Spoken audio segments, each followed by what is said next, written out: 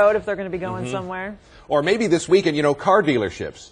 Just see what's out there, perhaps, or just see what's available. Kia, Ed Wallace tells us, trying to make a splash in the luxury division. Let's see how they do. Well, Dan and Lauren, it was 10 years ago that I brought over the Kia Monte, which at the time was their top-end vehicle, and it was $29,000.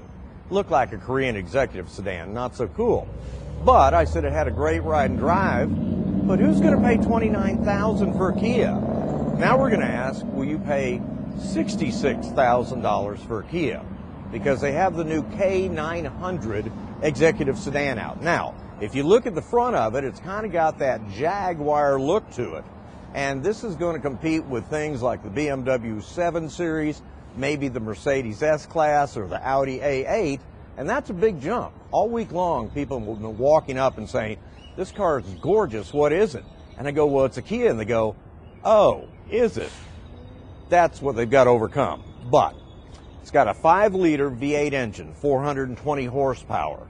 It has a stunningly beautiful dash to it.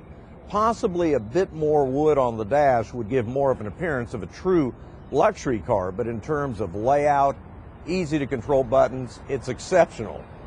In the back, and this is what's going to throw a lot of people off, as I said, it's like a long wheelbase model. Look at the level of leg room you have in the back seat area for passengers, and they even have electric seats in the back, the same as the front, so you can get whatever comfort level you want out of it. Going over to the trunk, it's automated and has a huge amount of trunk space in the back, and as you might expect, the ability to lock the car from back here or bring the trunk back down. Now, ride and drive, this is what's phenomenal.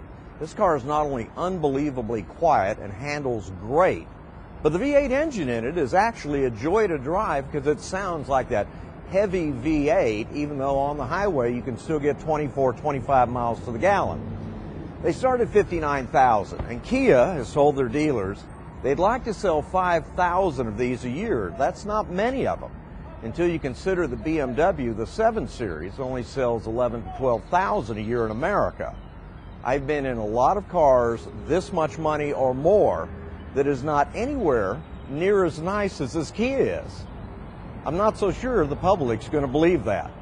But with that, y'all have a good weekend.